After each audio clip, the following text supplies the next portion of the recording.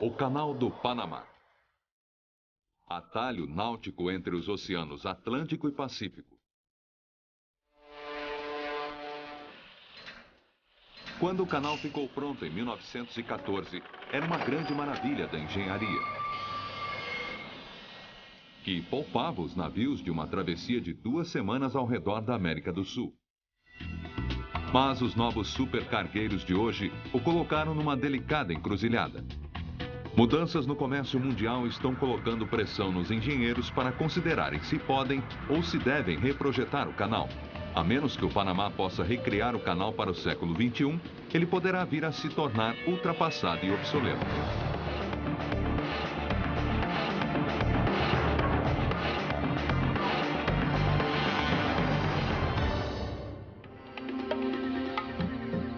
São 6h30 da manhã, na entrada atlântica do Canal do Panamá.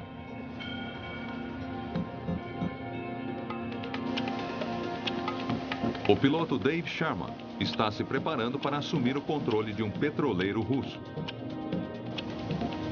O Canal do Panamá é o único lugar no mundo onde um capitão deve entregar o comando de sua embarcação. Estamos na elevação. Preciso de um cordame de 9 milímetros ou alguém sairá machucado. Mesmo depois de 25 anos no trabalho, Dave sabe que precisa estar sempre alerta.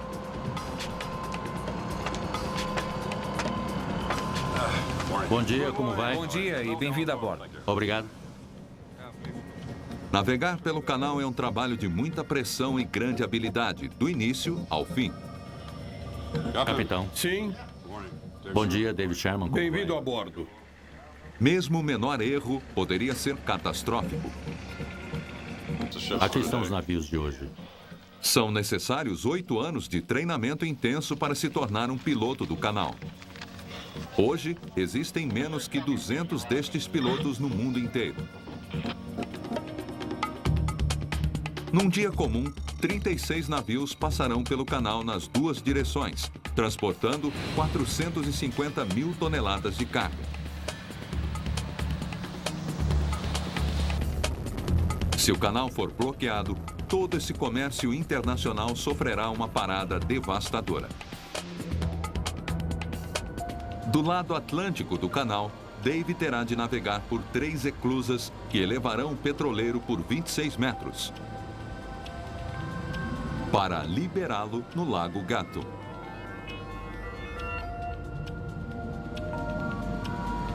Do lado oposto do lago, outro conjunto de eclusas voltará a baixar o navio até o nível do mar, para que alcance o Pacífico. Dave levará 10 horas para guiar o tanque através dos 80 quilômetros de comprimento do canal. Isto é, se tudo correr como esperado. Ajuste a este bordo. Cerca de 1 quilômetro da entrada do canal, Dave encontra o primeiro conjunto de comportas, as eclusas Gatun. Certo, qual é a posição de 10 agora?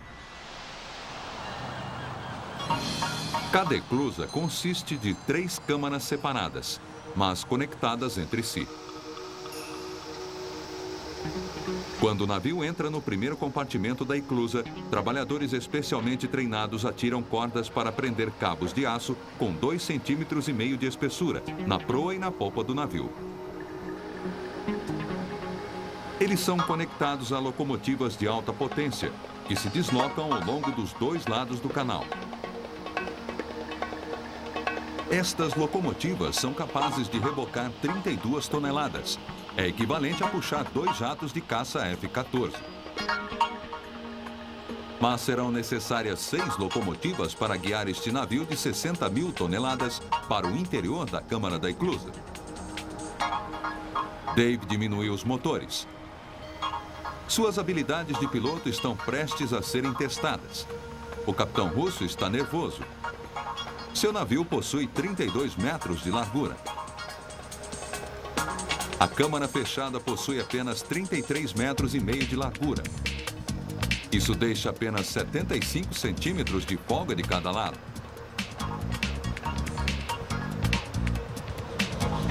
Ok, os dois num compartimento livre. Dave precisa fazer pequenos ajustes. Muito bem, pode parar com o lado 2. Já consegui do lado número 2. O trabalho exige precisão cirúrgica. Um impacto dentro das câmaras poderia partir o casco, derramando petróleo e forçando o fechamento do canal. Não existe saída de emergência. Ao ajustar constantemente a tensão dos cabos, as locomotivas mantêm o navio centralizado dentro da câmara. Seus movimentos devem ser perfeitamente sincronizados para manter os cabos esticados. As comportas se fecham, deixando para trás as águas do oceano. Próximo de lá, na torre de controle, os operadores ligam as válvulas, liberando a água doce do lago Gatun para erguer o navio de Dave. Casa de controle. Estes são os mesmos controles que foram instalados há mais de 90 anos. A gravidade puxa a água do lago, que chega até o compartimento fechado através de 100 aberturas no solo. A água começa a levantar a embarcação até o nível da próxima câmara. A água deve subir de modo uniforme. Qualquer turbulência poderia jogar o navio contra as laterais, rompendo os cabos de aço com força suficiente para cortar uma pessoa ao meio.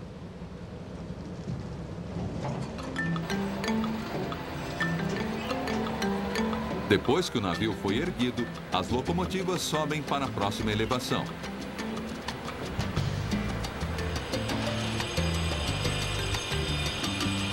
As comportas de 680 toneladas se abrem lentamente. O processo é repetido até que o navio tenha chegado ao nível do lago, 26 metros acima do Atlântico.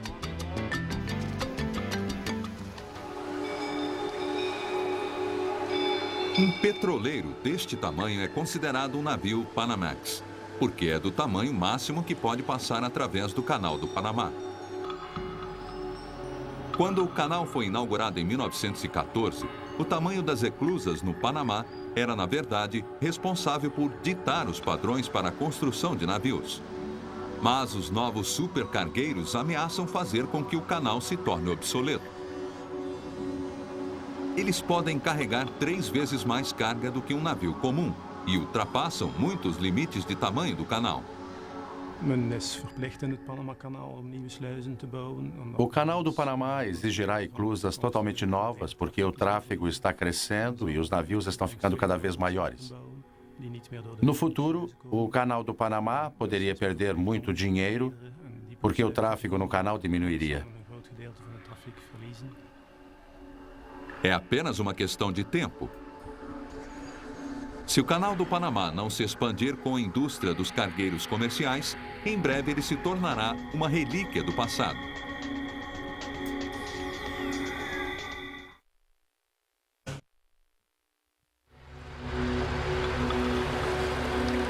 $13.000 navios transitam pelo Canal do Panamá todos os anos, carregando 172 milhões de toneladas de carga.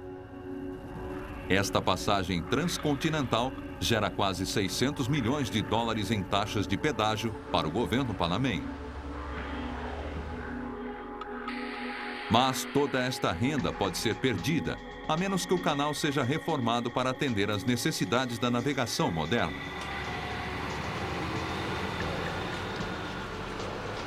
Estas embarcações colossais são um modelo do futuro para a indústria dos contêineres e cargueiros. Atualmente, elas constituem cerca de 20% dos navios que circulam no mar. Até o ano 2020, este número pode duplicar. Os supercargueiros devem navegar pela antiga rota que os comerciantes do passado utilizavam entre o Atlântico e o Pacífico, um dispendioso desvio de 13.000 quilômetros ao redor da ponta meridional da América. Para navios como este, é como se o Canal do Panamá nunca tivesse sido construído. Durante 65 anos, os Estados Unidos administraram e operaram a zona do canal, em troca de uma taxa para o governo panamenho. Então, em 1979, os Estados Unidos começaram a entregar o controle do canal ao Panamá, transformando este pequeno país de 3 milhões de habitantes num grande participante do comércio internacional. O Panamá investiu milhões de dólares em treinamento e preparação durante os 20 anos de transição. A Autoridade do Canal do Panamá, uma agência autônoma do governo panamenho, foi criada para gerenciar, operar e manter o canal. Depois de décadas de negociações, o antigo sonho do Panamá de assumir o controle do canal finalmente virou realidade. Mas existia também uma grande desvantagem. Quando o Panamá assumiu o controle completo do canal, no final de 1999, importantes melhorias eram necessárias e com urgência para ao menos manter o canal funcionando. Atualmente, os panamenhos compõem mais de 90% da força de trabalho do canal, incluindo a maioria das posições técnicas e de gerência, vitais para o funcionamento do canal. As autoridades do Canal do Panamá devem considerar o impacto de qualquer mudança no canal, tanto para seus empregados quanto para a população local. Os habitantes do Panamá exerceram o mais importante papel em nosso processo de tomada de decisão. O canal é extremamente importante para o Panamá. Então, qualquer expansão, qualquer projeto que colocarmos em execução deve beneficiar essas pessoas. Sob a autoridade do Canal do Panamá, várias das melhorias já foram realizadas. 100 locomotivas mais poderosas, cada uma custando 2 milhões de dólares, agora conduzem os navios através das eclusas. Uma frota de rebocadores mais fortes e de maior mobilidade já estão guiando navios como este container de 72 mil toneladas, através da parte mais estreita do canal. Mecanismos hidráulicos modernizados agora abrem e fecham as enormes comportas de aço, algumas delas pesando mais de 600 toneladas.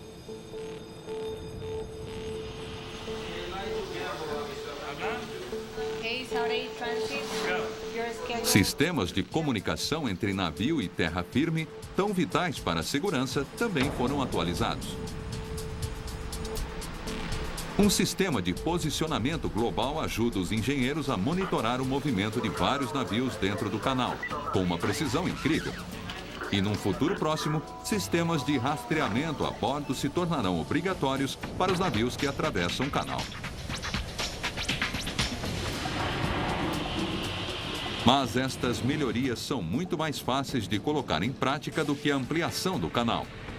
Se o Panamá decidir que deve investir num canal mais largo, milhares de acres das florestas ao seu redor serão destruídos. Escavadoras deverão cavar através de milhares de metros de pedras e lama instáveis. Milhões de toneladas de concreto serão utilizadas.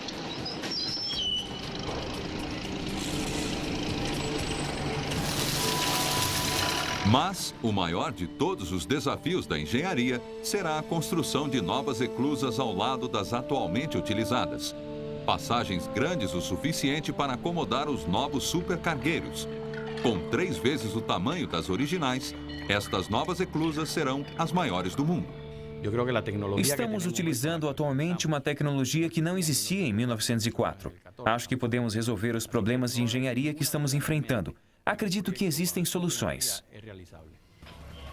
Sim, qual a situação no sul? 10 rebocadores De volta ao petroleiro, 2 horas se passaram desde que Dave Sherman guiou o navio para fora das eclusas e para o interior do Lago Gatun. Considerado no passado o maior lago artificial do mundo, esta é uma área de água doce que cobre 431 quilômetros quadrados, quase 3 vezes o tamanho do Lago Como, na Itália.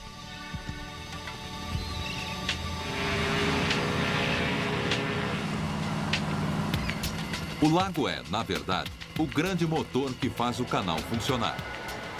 Ele bombeia quase 200 milhões de litros de água para dentro das eclusas, para levantar e baixar cada navio através do canal. Com até 40 travessias, são 7,5 bilhões de litros que são drenados do lago, em apenas um dia. O Lago Gatun também fornece água potável para mais de 1 milhão dos habitantes do Panamá. Para criar o lago, os engenheiros construíram a represa Gatun, na época maior do mundo, através do rio Chartres. Foi um incrível feito da engenharia.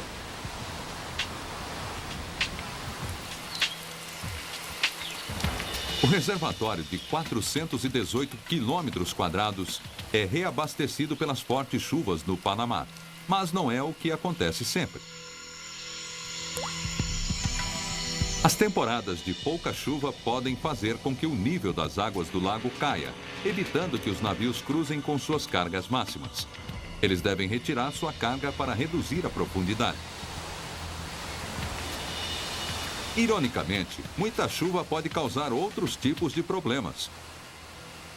O engenheiro hidráulico Carlos Vargas é responsável por manter os níveis da água do canal. Se não conseguimos abrir o portão e o lago fica muito alto, os compartimentos se enchem de água e devemos parar as operações para realizar os consertos e liberar a água. Isto seria prejudicial para os clientes e para a reputação do Canal do Panamá.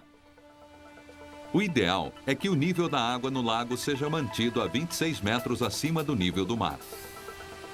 Vargas verificou que hoje o nível subiu para a perigosa marca de 26,5 metros. É necessário tomar uma atitude imediatamente. Alô, aqui é Carlos Vargas, gerente de operações, identificação 2204428. Enormes motores dentro da parede da represa erguem agora uma de suas comportas de aço de 47 toneladas. Em 5 minutos, 75 milhões de litros de água passam pela abertura na direção do mar. O nível da água cai para os seguros 26 metros. Enquanto isso, o petroleiro conseguiu passar para o lago Gatun e está prestes a entrar numa das seções mais perigosas do canal. A passagem Gaylord. Esta é a parte mais estreita do canal, uma passagem recortada através da região montanhosa do Panamá. Este será o maior desafio náutico para Dave. Estas montanhas quase impediram o término da construção do canal. A ideia parecia simples. Uma escavação de 80 quilômetros de comprimento por 152 metros de largura. Era tudo o que precisavam para conectar os oceanos Atlântico e Pacífico. Mas as montanhas do Panamá não eram tão fáceis de se conquistar.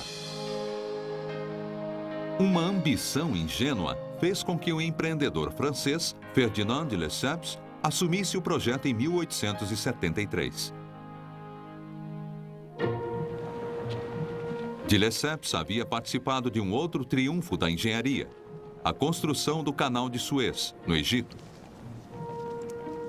No Egito, os trabalhadores foram capazes de cavar uma passagem ao nível do mar, através do deserto egípcio.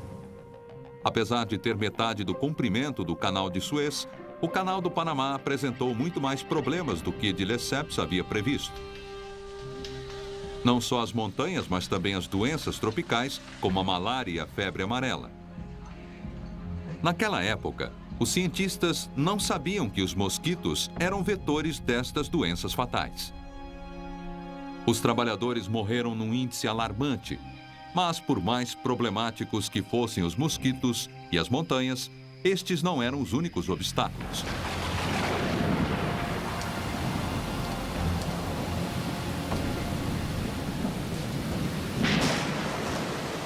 Durante os 4 meses da temporada de chuvas, até 2,5 metros de águas desciam pelas montanhas sobre os trabalhadores franceses, destruindo meses de escavações com uma série de inundações relâmpago.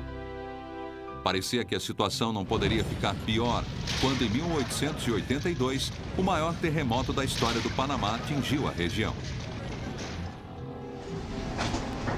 Depois de 10 anos, os franceses finalmente desistiram. Até aquele momento, 20.000 homens haviam sido enterrados nas selvas do Panamá e os negócios e a reputação de Lesseps estavam destruídos. A natureza havia vencido a primeira batalha, mas a guerra estava apenas começando.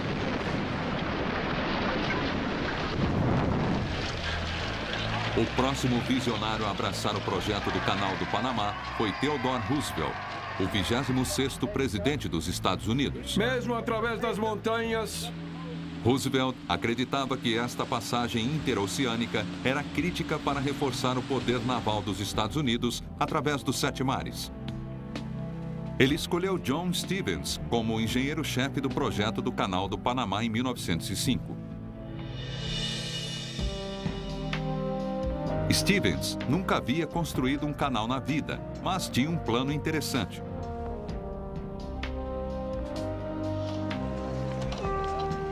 Primeiro, ele parou todo o trabalho de construção e voltou sua atenção para a saúde dos trabalhadores. Stevens concentrou todos os seus recursos na erradicação da febre amarela e da malária no Panamá. Seu plano funcionou. Em apenas um ano, o exército de fumigação tinha exterminado estas doenças. Agora Stevens podia se voltar aos projetos de construção. O primeiro era o ameaçador rio Chagres, que produzia enchentes assassinas. Em vez de lutar contra o rio, como de Lesseps havia feito, Stevens decidiu explorá-lo. Ele propôs fazer uma represa no rio, onde ele vazava para o Atlântico, para formar um lago, o Lago Gatun, a 26 metros acima dos oceanos. Este antigo filme demonstra sua abordagem. Stevens criou um grupo de 3 reclusas de cada lado do lago, para levantar e baixar os navios através das montanhas, e para atingir o nível do mar do outro lado.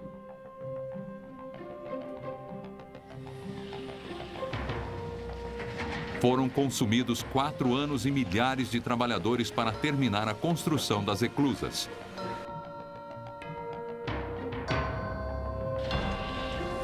Na época, era impossível imaginar que os navios ultrapassariam seu tamanho.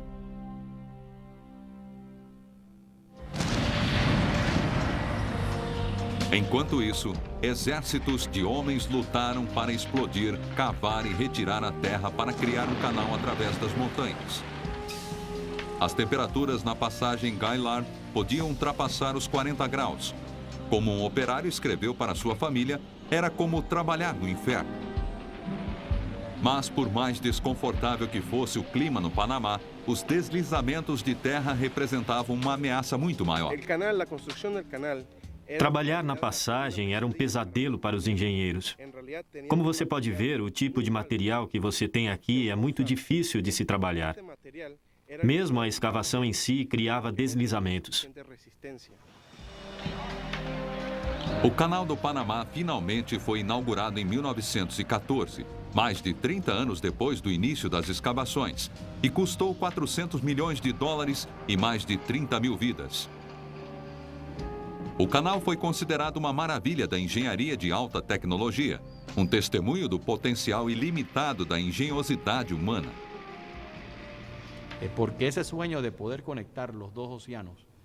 Ligar esses 2 grandes oceanos é basicamente o mesmo tipo de feito que colocar o homem na Lua, e requer a mesma determinação. E lo ha logrado de uma maneira eficiente. E eu creio que o Canal de Panamá, por isso que se chama uma das maravilhas do mundo. Poucas pessoas que passam hoje pelo canal sabem da extensão do sacrifício humano que foi necessário para construí-lo. Com certeza, Dave está com outras coisas em sua cabeça, enquanto pilota o petroleiro. Ele está agora na metade do caminho através da passagem Gaillard, na parte mais estreita do canal. Qualquer erro agora, mesmo o menor desvio, e ele poderá atingir um lado do penhasco e danificar o navio. Este é seu rádio? Ligue o rádio. Talvez consigamos uma frequência. Mas para aqueles sem os 25 anos de experiência de Dave, existe uma forma mais segura para atravessar o canal. Câmbio. Mais devagar à frente. Devagar à frente! Num simulador de pilotagem de 360 graus, um dos únicos 4 em todo o mundo. Na verdade, é um videogame sofisticado que dá ao piloto em treinamento uma experiência completa da travessia virtual do canal, com todos os cenários de perigo, desde neblina intensa até falta de energia, colisões. Estamos indo para a barreira, preciso de você. Grandes ondulações e várias outras situações perigosas. Está tudo bem. E mesmo assim, até o melhor treinamento para os pilotos não é capaz de proteger as embarcações ou o próprio canal do maior de todos os perigos: os deslizamentos.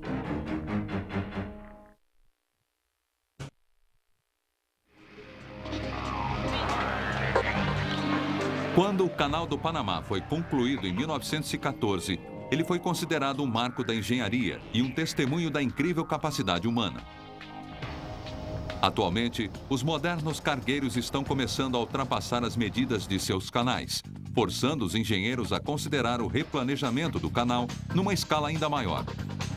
Os engenheiros ainda enfrentam alguns dos mesmos desafios com os quais os primeiros construtores se depararam, mais de um século atrás. Os deslizamentos continuam a ser a maior ameaça. Em 1915, apenas um ano depois da inauguração do canal, 13 quilômetros de terra ao longo da encosta da passagem Gailar desmoronaram dentro do canal. O perigo continua presente por causa da constituição instável do solo, formado por camadas de rocha, barro e xisto. As encostas também se inclinam num ângulo na direção do canal. Quando chove, a água penetra nas camadas porosas, adicionando enorme peso às encostas. Em seguida, a gravidade faz o resto. Todos os dias, durante o ano inteiro, dragas retiram o material que deslizou para dentro do canal. Esta é uma luta constante desde que as escavações tiveram início no canal durante a década de 1880. Atualmente, dragas de última geração como esta podem extrair 113 toneladas de lama e rocha de uma só vez.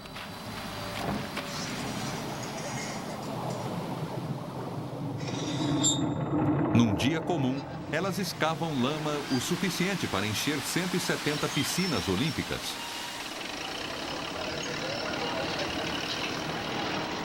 Se os engenheiros começarem a alargar e preparar o canal para os supercargueiros, será preciso retirar lama o suficiente para encher milhões de piscinas. Eu acho que a Terra vir a se mover, o que é uma constante por aqui, será o grande fator. Com os navios ficando maiores e os projetos mais profundos, a limpeza deverá ser mais precisa e as exigências na produção serão maiores.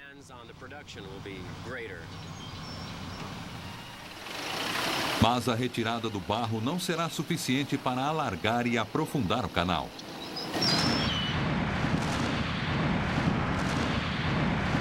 Também serão necessárias explosões, o que aumenta o risco de deslizamentos ainda mais sérios. Daquele ponto até o final. Ainda existem várias decisões a serem tomadas. Será que vale a pena o risco que envolve a reconstrução do canal? E se vale, qual seria a melhor abordagem para um projeto de tal magnitude? O petroleiro de Dave conseguiu atravessar em segurança pela passagem Gailar. Ele ainda precisa navegar pelas eclusas Pedro Miguel, que vão baixá-lo 9,5 metros até o Miraflores, outro lago artificial. As novas eclusas poderiam ser construídas ao lado das antigas.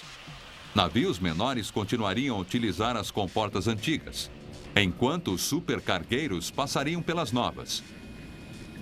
A construção dessas novas comportas é o maior desafio enfrentado pelos engenheiros. O Panamá convidou engenheiros de todas as partes do mundo para competirem pelo melhor projeto. No final, 2 grupos de projetistas foram escolhidos. Uma equipe americana para as eclusas do lado do Atlântico e uma equipe europeia para as eclusas do Pacífico. A equipe americana é da mesma instituição dos construtores originais do canal, os engenheiros das Forças Armadas dos Estados Unidos. É um projeto que eles estão ansiosos para retomar. Se você é um engenheiro civil e adora projetos grandes, não existe nada melhor do que trabalhar no Canal do Panamá.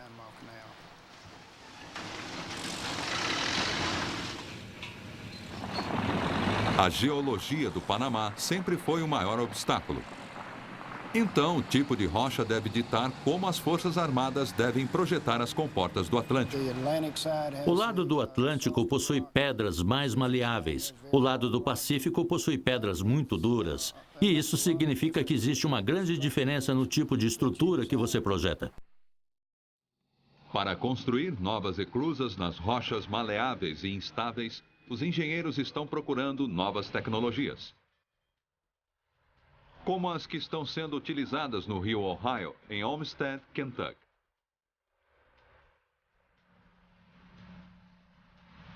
Durante 5 anos, os engenheiros se empenharam para projetar uma nova comporta e represa aqui, numa das mais movimentadas vias navegáveis da América.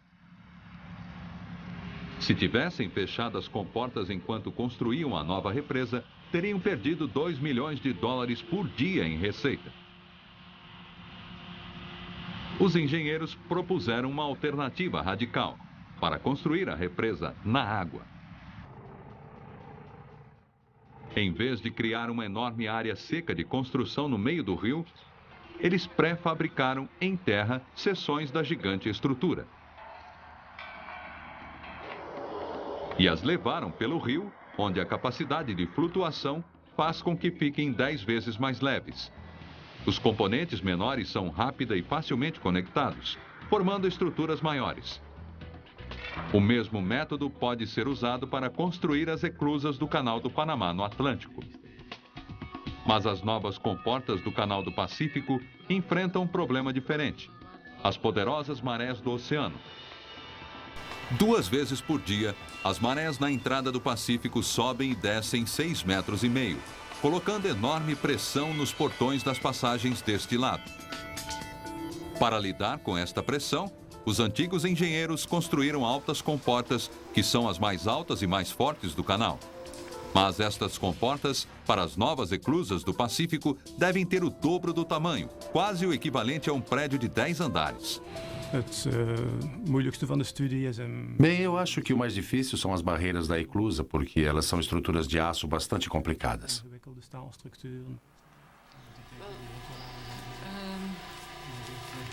José Reguei e sua equipe acreditam que podem melhorar o design das comportas em relação às que existem atualmente no canal. O modelo atual funciona como portas francesas com dobradiças vai e vem, que abrem e fecham para os 2 lados. Reguei escolheu um modelo que está sendo atualmente utilizado em Antuérpia, na Bélgica, onde existem as maiores eclusas do mundo. Elas são conhecidas como portas deslizantes, porque deslizam até a sua posição através da câmara, a partir de um vão na parede da eclusa.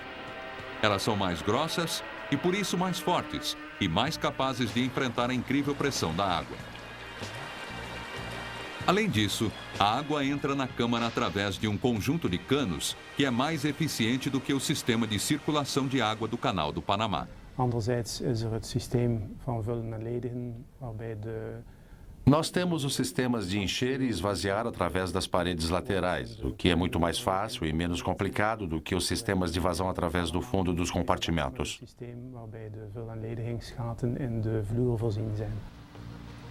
Mas a maior vantagem de design de uma comporta deslizante é que a manutenção pode ser feita sem desativar as eclusas. Uma porta de reserva desliza até a sua posição, enquanto o portão principal é extraído. Somente pelo interior é possível ter uma ideia realista das enormes dimensões das comportas belgas.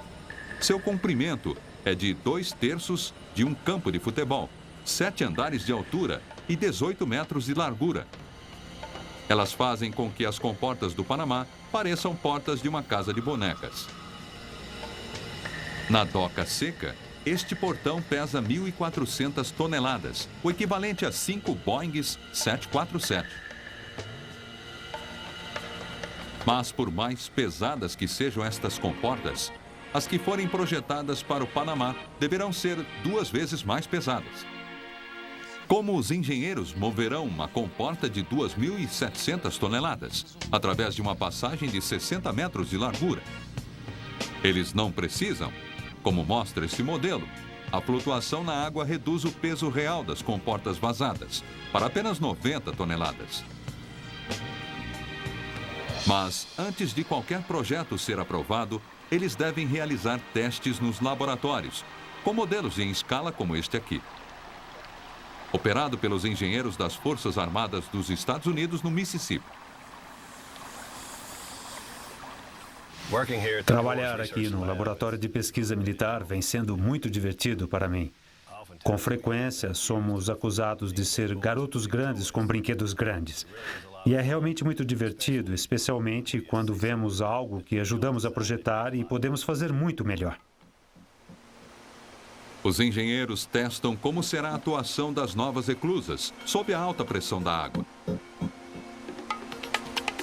O novo modelo das comportas deverá permitir que a água suba de forma uniforme e calma, ou os resultados poderiam ser catastróficos para um verdadeiro navio.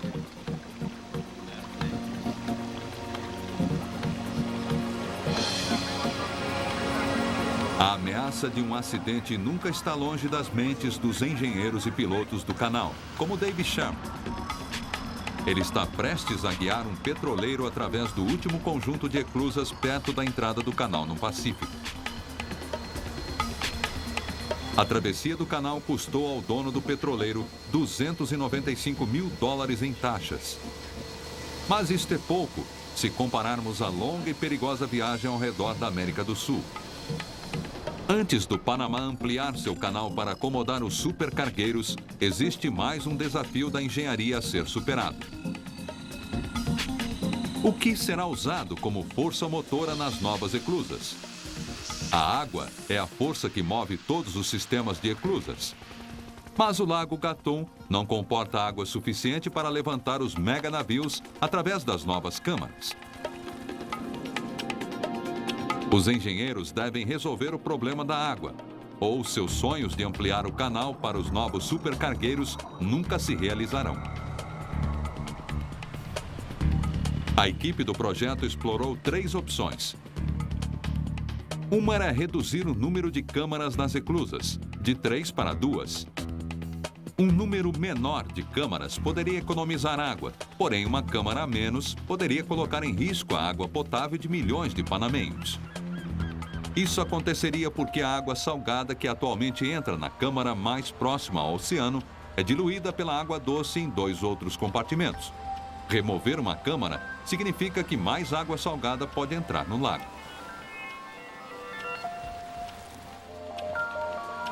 Uma segunda solução possível para o problema da água era criar um novo lago, através da construção de outra represa num rio próximo. Mas esta opção é menos favorável, porque isto envolveria a desapropriação de várias casas para abrir espaço para o lago. Construtores de canal na Alemanha projetaram uma solução alternativa para limitar a utilização da água. É chamado de shiplift. Ao invés de levantar o nível da água na câmara da eclusa, para erguer e abaixar o navio, a própria câmara ajusta a altura. Quando um navio entra na câmara, comportas dos 2 lados se fecham e a embarcação se encontra, na verdade, flutuando dentro de uma enorme banheira. Depois, a câmara é erguida ou abaixada até a próxima elevação de água. O portão de um dos lados se abre e o navio continua a sua jornada. A maior inovação do modelo é que não se desperdiça água. Mas estes barcos pesam 900 toneladas, 60 vezes menos do que os navios do Canal do Panamá. Projetar um mecanismo para erguer os navios do tamanho de um supercargueiro seria uma tarefa de proporções gigantescas. Mas existe outro método de utilizar água nas eclusas que pode se mostrar praticável no Panamá. Bacias economizadoras de água. Um sistema de tanques que reciclaria a água. Quando o navio quer passar de um nível mais alto para um mais baixo neste canal alemão, os engenheiros liberam a água de uma eclusa no topo. Mas em vez de ser derramada no rio, a água é transferida para um tanque de armazenamento.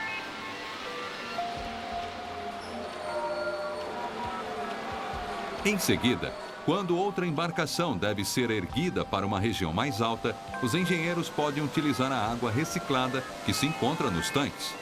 Se os engenheiros puderem construir um conjunto similar de tanques de armazenamento para as novas eclusas do canal, eles podem conseguir levantar e baixar os novos navios com a mesma quantidade de água que é usada atualmente nas antigas eclusas. Entretanto, mesmo que os engenheiros solucionem o problema da água, eles ainda enfrentam uma terrível ameaça natural, que poderia inutilizar todos os seus esforços. Terremotos. O Panamá vem recentemente vivenciando um número cada vez maior de pequenos terremotos. Os terremotos ocorrem quando as placas geológicas sofrem atrito entre si. O Panamá se encontra perigosamente próximo de 4 destas placas maciças. Mas o país não foi atingido por um grande terremoto desde 1882. O novo aumento das atividades sísmicas poderia, na verdade, ser um sinal positivo, uma evidência de que as placas estão liberando a pressão acumulada de forma segura. Mas estes pequenos tremores podem também constituir os primeiros avisos de um grande abalo a caminho. O mais perigoso efeito de qualquer terremoto seriam os danos na represa Gatun. Se a represa for danificada, o lago poderia se esvaziar em 6 dias e o canal ficaria inativo por 3 anos. Este seria o período necessário para que as chuvas reabastecessem o lago. Porém, as paredes da represa Gatun possuem 120 metros de espessura e mesmo as mais pessimistas previsões não prevêem um terremoto forte o suficiente para danificá-las. Mesmo assim, as duas equipes de projetistas estão trabalhando para minimizar o impacto de um terremoto nas novas eclusas. Se a estrutura não estiver preparada para um terremoto, levando-se em conta a alta pressão da água e as elevações das águas, seria um desastre se alguma coisa acontecesse com as eclusas. Os engenheiros reconhecem que qualquer estrutura submetida a um grande terremoto seria danificada de alguma forma. O desafio é evitar uma destruição completa.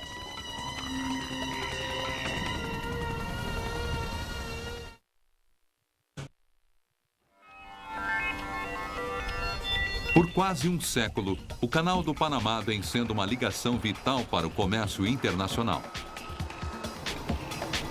Antes considerado um símbolo das conquistas modernas da indústria, os engenheiros agora devem pensar na construção de um canal ainda maior, para evitar que se torne uma relíquia obsoleta.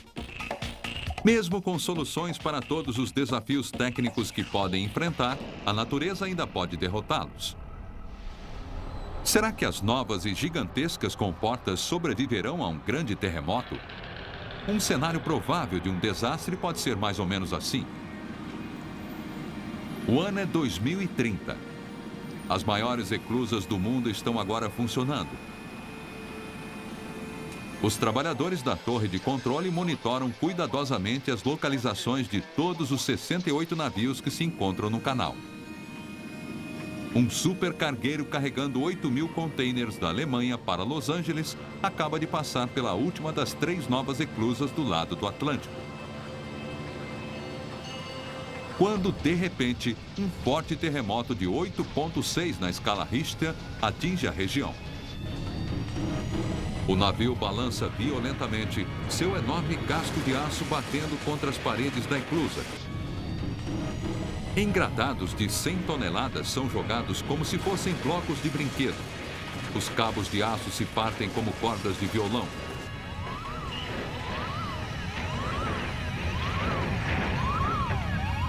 Os engenheiros fecham imediatamente a entrada de água nos compartimentos, esperando que as paredes e as comportas suportem a pressão.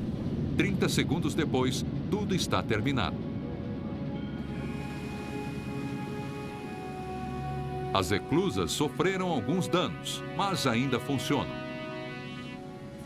Os engenheiros do canal derrotaram as forças da natureza.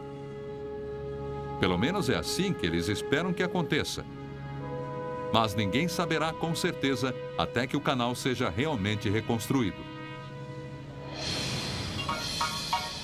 São 6 da tarde, quando Dave Sherman manobra o petroleiro para fora do último conjunto de eclusas, na direção do Oceano Pacífico. Passaram-se 10 horas e agora seu trabalho está finalizado. Um dia, num futuro próximo, Dave poderá estar pilotando um navio 2 ou até 3 vezes o seu tamanho, através de um canal maior e mais profundo.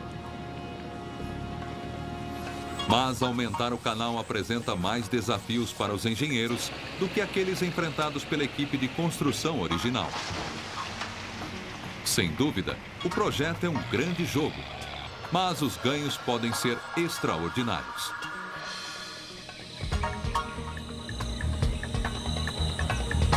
Um canal maior poderia levar o Panamá ainda mais longe, como um grande intermediário no comércio internacional. Se o canal for reprojetado para os supercargueiros, este feito no mundo das megaconstruções transformará, sem dúvida, nossa maneira de viajar e fazer negócios, da mesma forma que o canal do Panamá original no início do século XX.